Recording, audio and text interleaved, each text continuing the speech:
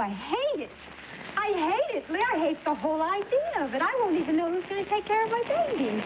The state decides? That's just terrible. The only other alternative, Augusta, is to put the baby up for adoption. And never see it again. That's right. How could I ever do that? You have no idea what I've gone through to keep this baby. Yeah, I think I have some idea. Look, people who want to adopt a child really love them. I think you could be assured that your baby would have loving parents.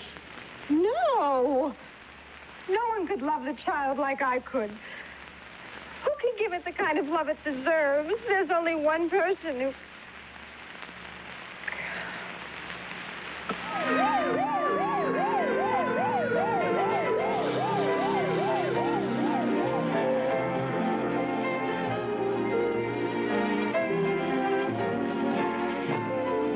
General Hospital.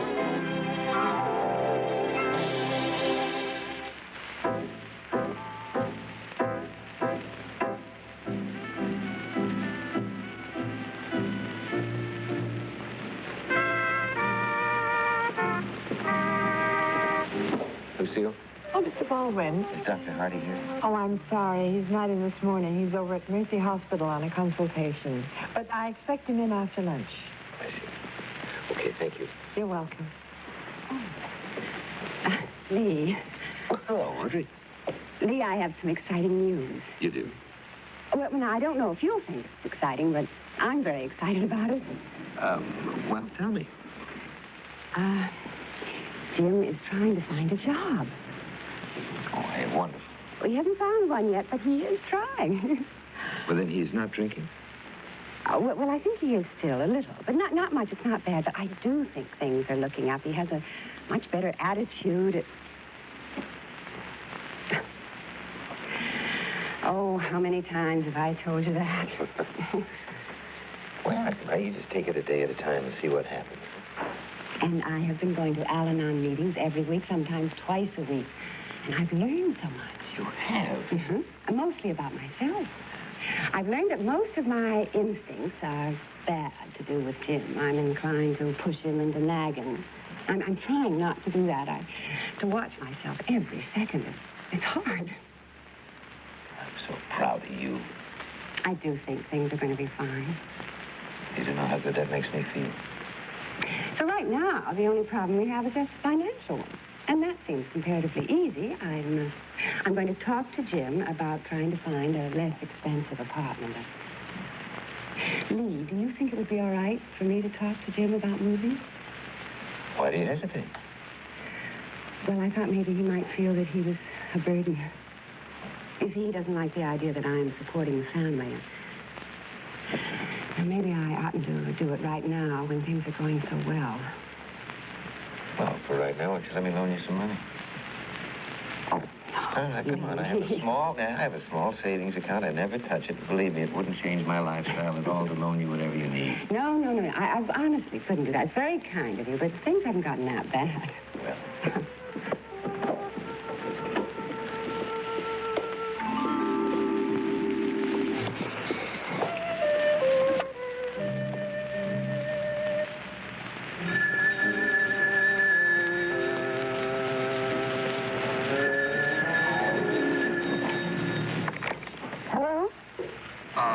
It's Peter. Peter, hi. I've been waiting for you to call. I'm sorry. I've been very busy. And you mentioned yesterday that you wanted to see me. Yes, it's very important. I have something to ask you. All right, I can stop by your apartment this evening. I have a seminar at the university from 5 to 7, so it'll be sometime after 7, probably closer to 7:30. Diana is working tonight. We have a sitter, so it shouldn't be a problem. Well, that's wonderful. Would you have dinner with me? I'll grab something here. Thank you. All right. I'm glad you're coming, Peter. Maybe you will be, too, after we talk.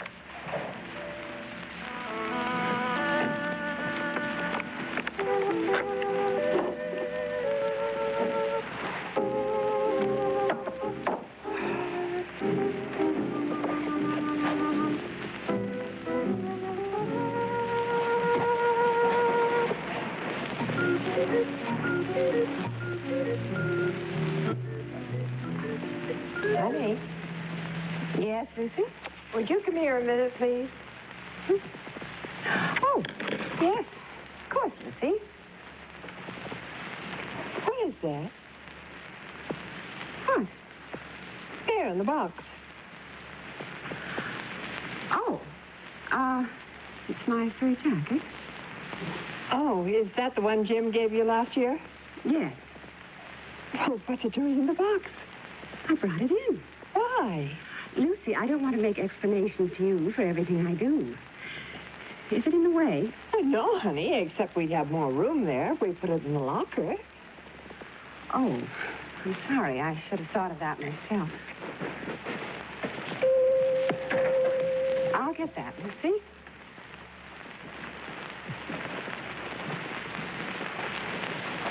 Oh, may I help you, Dr. Williams? No, that's okay. I just wanted the McGinnis chart. Oh, by the way, this is your birthday, isn't it? Well, you have quite a memory. Oh, I never forget a birthday. Well, once in a while I do, but hardly ever.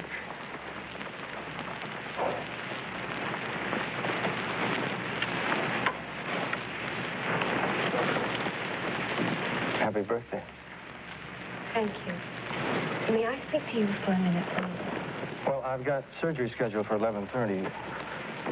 We've got time to talk. Please. All right, sure. We'll see you. Very well, Dr. Stratton. Lucille sure remembers birthdays, doesn't she? Yeah. Joel, I've been doing a lot of thinking recently About what? about what you said the other night. Oh, I'm just sorry that had to be said. I've been waiting to see you all morning. Lately, it seems that my life is... Yeah, I know.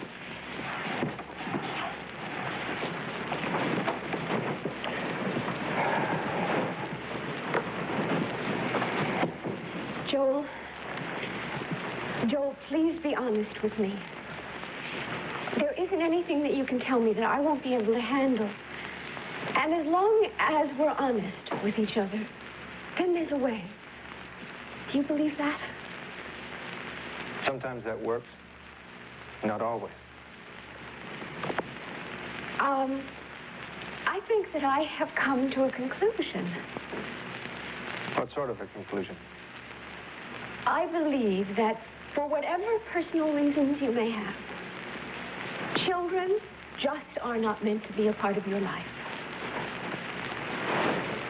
Yes, that's true. Well, you see, that's all right with me. In fact, Joel, just please listen to me and believe me. This is something I haven't even said to anybody before. I'm almost afraid to have another child. Why? I had two very bad experiences. I had one child that was born dead, and another one that died shortly after it was born, and it was hell both times. I'm really almost afraid to go through that again. I mean, can you imagine what would have to be going through my mind if I were to find out that I was pregnant? Joel, I can be the happiest and the most complete person in the world. But just you. I don't need children. Lesley, you are not being honest with me. Or yourself. I just told you the truth. Lesley, I know you. I've watched the way you look at children. I know how you feel. Besides, it's not just children. It's not? No. That's not the only reason I said what I said. I don't want a wife either. And we cannot live together.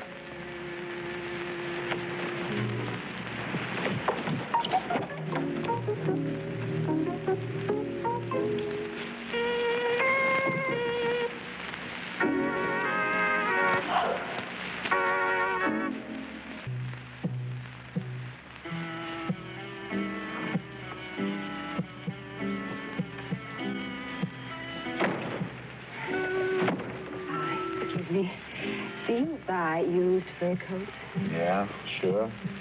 We buy used anything.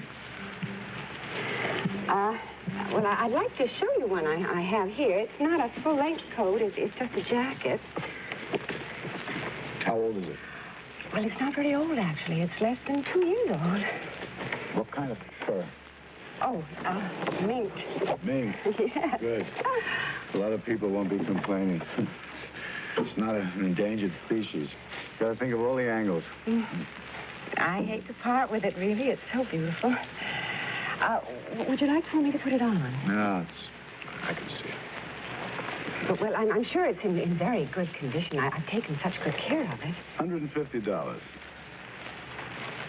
$150? That's all I can give for it. $150? Look, lady, it's the best I can do. I mean, I got to sell it for more than I paid for it. And not many people these days can afford a fancy fur jacket. Take it or leave it. Sure, it was worth much more than that when it was new. Why don't you go and try to get more for it someplace else? No, it's, all right. I'll, take it.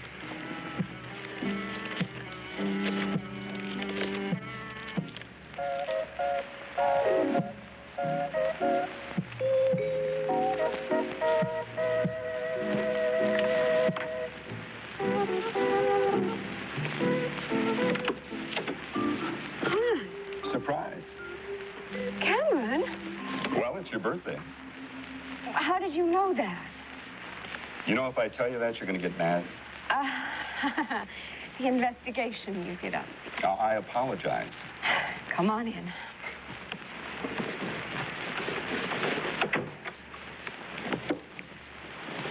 For you, fair lady. Oh, gosh.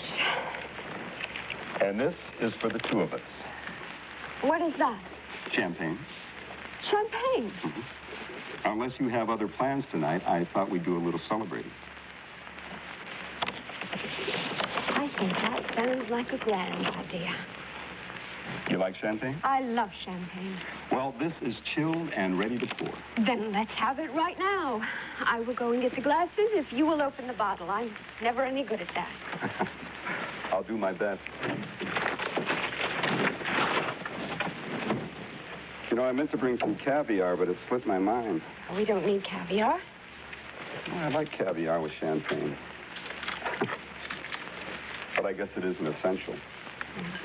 You're spoiled. It's your whole problem. I haven't had champagne in a long time. You know, you doctors live too rigidly. Why do you say that? Well, you haven't had champagne for a long time. You gotta learn to live a little. See if that pleases your taste. You may be right. That is delicious. Good. To you, lovely lady, on your birthday, and I'm happy to be here to celebrate it with you. Thank you, so am I. Now, let's go open that present. Let's do. Bring your glass. Absolutely, I'm thirsty. You know, it's always kind of a shame to open a pretty package. I must say, Cameron, you do things with a flair. Do I? Oh, yes. You have, what would be a good word? You have finesse. All right, now, how am I going to do this? It doesn't matter if you tear the paper.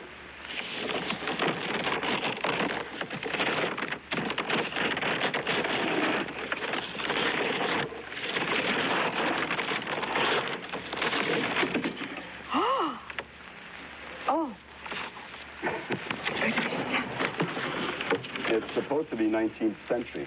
Oh. Maybe late 19th century. Oh, Cameron, it's absolutely gorgeous. You like the dents in it? Of course I do. That's what makes it look old. To my untrained eye, it looks a little beat up. But my friend who owns the antique shop said that is desirable. It is absolutely magnificent. Let's see now. I know just the place for it. How about that? Doesn't that look spectacular? Very nice. You knew just where it belonged. Oh, sure. You probably picked it out for that spot. I tell you what, why don't you pour me some more champagne so that we can celebrate my birthday? That sounds like a good idea. Thank you. Oh, that is so good. Oh, by the way, I understand your friend, Dr. Stratton's in trouble. Trouble? Well, there's a lawsuit against him, a malpractice suit. Yes, I know about that. Tell you what, Cameron, I don't want to talk about Joel anymore. Joel is no longer interested in me. Then he's a fool. Oh, yes, he is. Absolutely, I do agree with you. So, how's it about if you and I just wipe those two words, Joel Stratton, right out of our vocabularies? What do you say? I'm all for it. Cameron, you have a massive chest. Kids.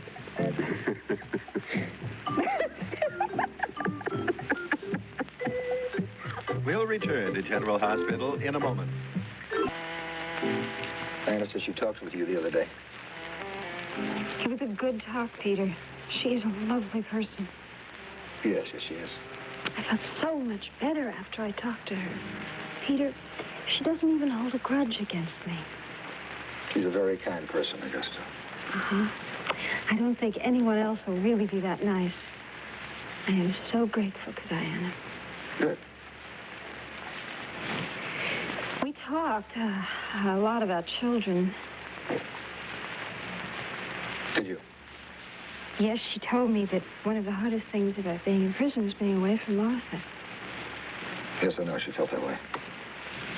But we also talked about when I go to prison, I'll have to be away from my baby.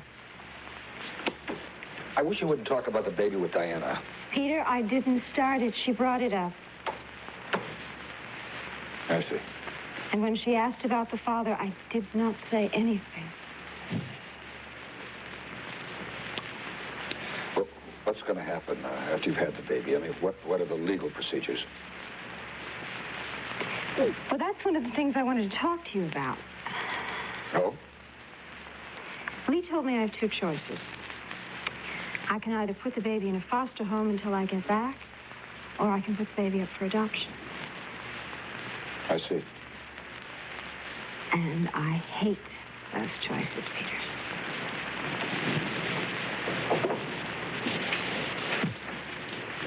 Yes, of course you do. If I put the baby in a foster home, I'll be able to get it back again. But, Peter, those people are paid to take care of the child. Now, I don't think that's fair to the baby. Will it get any love? Will it get the kind of love it needs? I mean, they might just let it lie in a crib all day and cry. Well, I doubt that very much. And the state's very careful in selecting foster parents. And when I do get back, and who knows how long that will be, when I do get back, will they have told the child that its mother is a murderer? I doubt that very much, too. You doubt it, Peter. You doubt it, but you don't know. You can't take a chance with your child, can you? Well, then, are you putting it up for adoption? I'll never see it again. It's a horrible thing to do. I understand that adoptive parents can love the child like they would their own. I've heard that. I believe it. But what about me? I have gone through so much for this baby, I can't just give it away.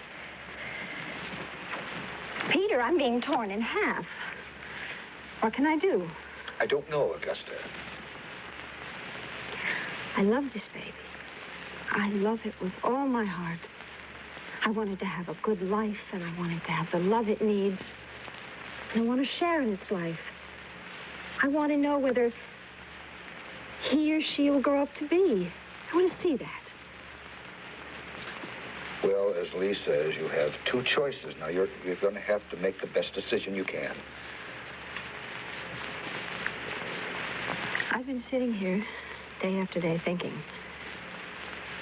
And I have come up with one positive thought. What's that? It's a thought that's held me together. I'm almost afraid to tell you.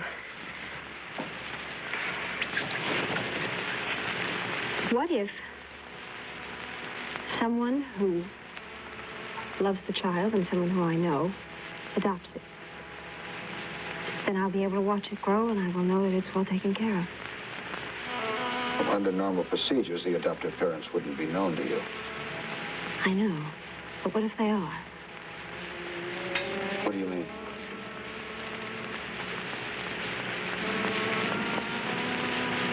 Would you and Diana adopt the baby? Our baby.